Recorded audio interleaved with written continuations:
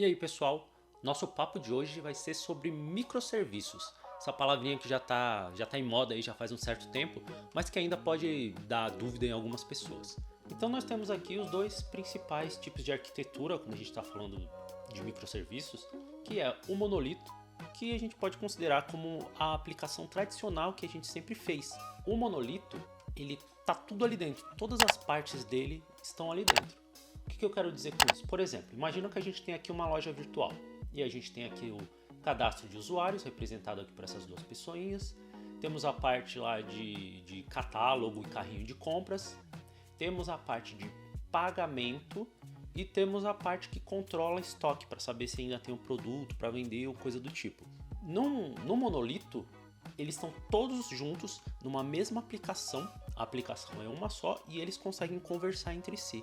Quando você vai simplesmente desenvolve uma aplicação, é geralmente assim que a gente desenvolve. Então, por mais que a gente tenha a parte lá de carrinho de compra, controle de usuário, controle de pagamento, estoque, em geral eles estão na mesma base de dados, isso é importante quando a gente for falar de microserviços, e eles se comunicam ali pela própria linguagem. Você faz uma chamada direta à classe que cuida do carrinho, você se loga e aí você começa a navegar no catálogo.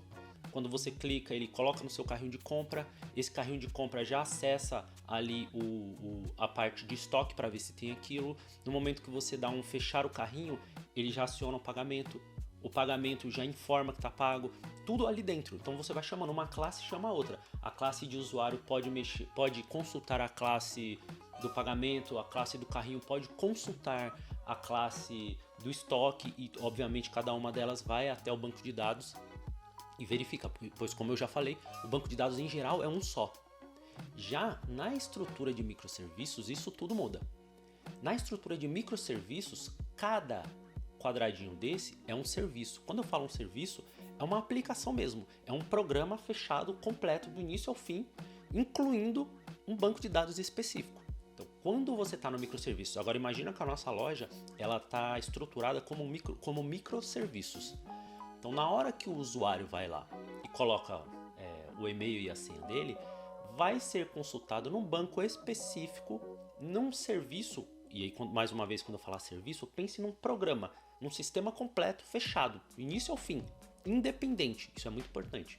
Nesse serviço vai ser consultado, é essa pessoa mesmo, tá tudo certo. Aí eu posso me comunicar com o catálogo dizendo, essa pessoa que mandou esse usuário e senha é ele mesmo. Pode fazer o que tem que fazer. Aí vai mandar uma mensagem aqui para o catálogo, para o carrinho. Aí a pessoa precisa saber se tem um livro X. Daqui do catálogo vai ter que consultar aqui a parte de estoque. E aí vai mandar uma mensagem, tem um livro X aí? O estoque vai devolver uma mensagem, tem tantas unidades. Pode ser dessa forma, pode ser ele pode simplesmente já ter uma lista lá para consulta. E isso geralmente é feito por API. Há outras formas, dá para fazer de forma síncrona, mas em geral, quando estamos falando de microserviços, estamos falando de comunicação assíncrona. Ou seja, você pergunta e não sabe exatamente quando o outro serviço vai responder. Óbvio que isso pode levar você a pensar, então pode ser que ele não responda? Pode ser que ele não responda. E para isso a gente tem algumas outras estratégias que eu vou comentar um pouquinho mais para frente. Mas em geral, como funciona? Um serviço manda uma pergunta, ou que a gente fala mensagem, para o outro, e eles se comunicam através dessas mensagens. Essas mensagens a gente tem um terceiro, vamos dizer assim, que é quem gerencia essas mensagens. Imagina como se cada serviço, cada aplicação dessa, cada micro aplicação dessa, ela a cada momento ela precisa ir a um quadro de avisos para verificar, tem uma mensagem para mim? E quando eu preciso falar com outro, eu ponho essa mensagem lá, diferente do monolito. Que quando tem uma pergunta, ele aciona direto quem ele quer perguntar, vamos dizer assim. Então o carrinho de compras ele vai direto lá na base, aqui na parte que a gente pode ir pela classe e a classe vai acessar o repositório, vai acessar o banco de dados do estoque e já saber. Tem um livro aí? Tem. Ele já pergunta e fica esperando a resposta. Ele pode se dar esse luxo. Já no microserviço não. No microserviço ele vai perguntar e vai fazer outra coisa. Em geral, vai ser rápida a resposta. Mas pode acontecer de não ser tão rápido assim, como eu vou explicar já já. Numa estrutura de monolito, imagina que a gente tem aqui a nossa loja numa estrutura de monolito, tá tudo aqui. tá chegando a Black Friday. Então, nosso pessoal de marketing já avisou, olha, esse ano a gente fez campanha aí em tudo quanto é canto e vai estourar de gente. O que você precisa fazer para aguentar um tráfego maior, aguentar mais visitas, mais compras? A gente fala em aumentar verticalmente a nossa aplicação, que na verdade é o quê? Você passa de um servidor para um servidor maior. Você compra mais memória, você compra mais processamento, você compra mais alguma coisa que você perceba que seja o gargalo da sua aplicação. Então, se está faltando tráfego, é tráfego. Se está faltando, sei lá, memória, é memória. Está faltando espaço em disco, você compra mais espaço em disco. E aí você aumenta o seu servidor fica mais parrudo, fica um servidor, consequentemente, mais caro. Isso faz a aplicação melhorar? Faz. O problema aí é que, em geral, você acaba desperdiçando recurso. O que eu quero dizer com isso? Talvez no momento de Black Friday a gente vá analisar e perceba que o real problema não é com o módulo de estoque, não é com o módulo de usuário, é com o módulo de catálogo. O catálogo é muito acessado, porque em geral a gente pesquisa um monte de coisa para só comprar uma, ou pesquisa vários produtos para escolher um tipo deles. Então, a parte de catálogo ela é muito requisitada e é todo mundo ao mesmo tempo. E nem todo mundo vai comprar, mas todo mundo está consultando. Então, nessa hora, eu precisaria dar uma ênfase à parte de catálogo e carrinho e não precisaria cuidar tanto dos outros e menos ainda do pagamento, porque desse montão de gente que vai entrar, nem todo mundo vai comprar. Quem chega à parte do pagamento é uma quantidade menor. Mas, como isso tudo está dentro de um único sistema, de um único software, quando eu escalo tudo. E uma instabilidade em um pode acarretar em instabilidade nos outros, porque está tudo junto. Então, se o meu carrinho estiver sendo super acessado, talvez acabe ficando até mais lenta a minha parte de acesso ao usuário, cadastro de usuário. Isso é péssimo. Já nos microserviços, a gente fala numa escala horizontal. A gente não precisa ir no vertical, que seria aumentar o servidor. A gente pode pegar cada pedacinho, cada serviço e aumentar exclusivamente ele, que é isso aqui. Que a gente tinha antes somente esses 4, eu posso simplesmente colocar mais 2 instâncias de carrinho de compra com catálogo e uma mais de pagamento, porque a gente verificou que foi um gargalo no ano anterior, coisa do tipo. Então, nesse momento, o que eu teria? Eu teria esses 7 microserviços funcionando ao mesmo tempo. Parte de usuário seria só um, porque está dando conta.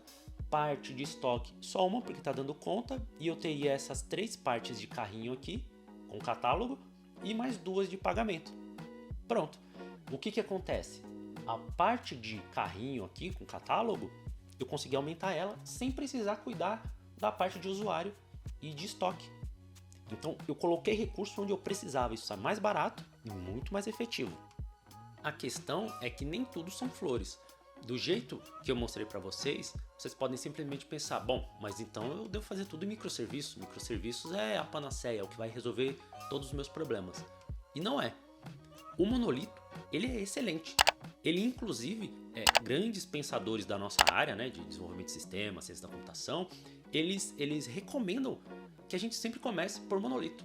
E depois a gente passe à estrutura de microserviços. Por quê? Porque em geral, quando a gente começa, a gente não sabe exatamente quais vão ser gargalos, o que exatamente a gente pode quebrar como microserviços, porque simplesmente eu falando desse jeito pode parecer um pouco simples, mas ele não é tão simples assim. Em geral, a gente tem problemas na hora de quebrar o serviço, porque como eu falei, pensa só, a parte de carrinho de compras e a parte de usuário, eles não estão juntos. Então o que acontece? Eu não tenho dados do usuário no carrinho? Tenho que ter. E aí o que eu tenho que fazer? Bom, eu tenho que replicar alguns dados. E aí o pessoal mais antigo ou que é mais conhecedor de banco de dados pensa, nossa, mas então eu vou ter dados duplicados? Vai. E isso pode acontecer de ter dados inconsistentes em algum momento? Pode. Pode ser que em algum momento eu tenha um dado aqui e um dado aqui da mesma pessoa, mas eles não vão bater. Existem estratégias para isso, óbvio, não é algo tão grave assim. São coisas contornáveis, mas são coisas que podem acontecer e estão adicionando complexidade no desenvolvimento do seu sistema. Você tem que pensar nisso quando está fazendo. Essa questão de mensageria também. Você está colocando algo a mais ali para poder trafegar essa informação. De certa forma, vai ser um pouco mais devagar, mas vai lhe permitir algumas coisas como escalar. Nessa área, tudo sempre tem vantagens e desvantagens. Pense que se tem uma coisa que só tem vantagem, já estaria todo mundo utilizando só aquilo. E nunca é assim. Outra complexidade é a questão também de você colocar aqui um load balancer, onde eu mostrei para vocês que a gente tinha 3 instâncias de carrinho. Como que eu vou saber em qual que eu tenho que ir? Quando eu digito lá, sei lá, amazon.com.br, em qual desses 3 vai? Vai ter que ter alguém antes ali dizendo, como uma fila de banco. Ó, sua requisição passa para aquela fila 1. Você agora passa para a fila 2. Você, opa, a fila 1 já tá vazia, volta para lá. O 3 nem foi utilizado ainda, então eu posso, quem sabe, até desligar o 3 e ligar somente na hora que essas 2 filas aqui estejam mais cheias. Então tem tudo isso que adiciona complexidade. E a gente preza sempre pela menor complexidade, porque complexidade gera custo, gera gente trabalhando a mais, é tempo. Então a ideia é sempre que seja a menor complexidade possível, dentro obviamente do que a gente quer, dentro do nosso objetivo ali como software. E lembrando também que a complexidade se dá na questão de banco de dados. Há alguma discussão na área, mas em geral, para ser reconhecido como microserviço, precisa ter um banco de dados exclusivo. Então, é o que eu falei, acaba gerando duplicidade de informações e isso pode ser realmente um pouco complexo na hora de você manter o seu software. E como fica a questão do .NET quanto aos microserviços?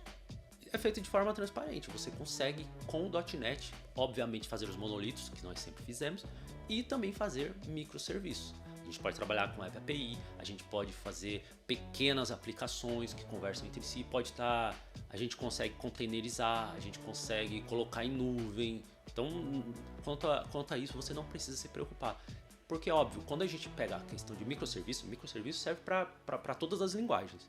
Então, às vezes, a gente vai acabar vendo as pessoas falando muito de microserviço com Go, por exemplo. E aí pode dar na sua cabeça, é só com Go que eu consigo fazer microserviço. Não. Você consegue fazer microserviço com JavaScript, você consegue fazer microserviço com o nosso C Sharp, com qualquer linguagem, vamos dizer assim, qualquer linguagem moderna você consegue, com Java, vai dar jeito. A questão que você tem que se atentar é a melhor linguagem para aquele meu microserviço? Mas, como em geral o pessoal que está aqui nesse canal, ele é do ASP.NET C Sharp, você pode ficar tranquilo, porque existe muito microserviço em C Sharp, você vai ter bastante coisa para fazer. Em geral, você vai utilizar realmente o Web API lá, que é aquele formatinho de realmente trafegar a informação, porque em geral é assim que se comunica, mas também tem a questão de mensageria, que é transparente, a gente pode usar aí um RabbitMQ, são também coisas que você vai começar a ouvir, RabbitMQ, Docker, Kubernetes, são tecnologias que futuramente eu trago em outros vídeos, mas também são utilizadas nessa estrutura de microserviço. E para você que está iniciando, não se preocupe com isso. Trabalha para aprender o C Sharp e o ASP.NET. O microserviço ele é mais uma questão arquitetural. Então, em algum momento você vai começar a mexer com ele. No início agora, foca em construir as suas aplicações ASP.NET. Elas vão ser sempre monolitos. Mas o monolito, e é uma coisa que é importante eu citar aqui, o monolito ele não é ruim. Não existe isso de microserviço é melhor que monolito. Isso não existe.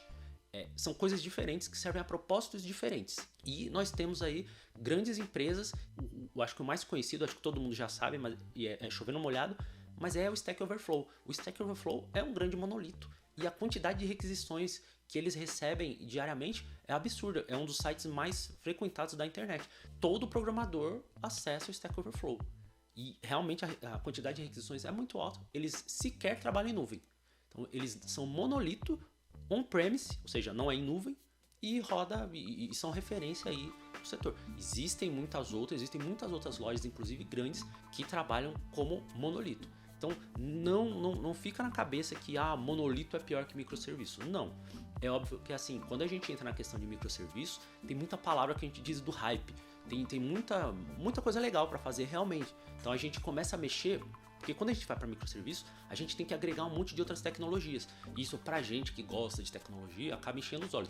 Vou mexer com Docker, vou mexer com RabbitMQ, Mass Transit, etc. Vou colocar um monte de outras palavrinhas aqui para trabalhar. Sim, tem essa parte que é legal, mas lembre que no dia a dia, de verdade, o que paga as contas da empresa para qual você está construindo ali o seu software, o que vale é o sistema funcionando. E quanto mais azeitado, Quanto menos complexidade neste caso, melhor. Então, lembra disso, não fica se sentindo mal por, eu não trabalho com microserviços, coisa do tipo. Se você já é ali um médio para avançado, né, um sênior pleno, aí sim já acho que vale a pena você começar a entender mais sobre microserviços, começar a pesquisar mais essa questão de dockerização, containerização, Kubernetes, troca de mensageria em si, né, troca de mensagens, tudo isso aí é importante para que você sempre ali, para você não ficar muito para trás, porque em algum momento pode ser que você caia num projeto de microserviço e você não vai se sentir tão perdido, beleza? Então por hoje era isso, o papo foi esse, espero que tenha gostado, espero que tenha trazido aí coisas novas para vocês. Se gostaram, já sabe, curte, compartilha, se inscreve e vejo vocês no próximo código.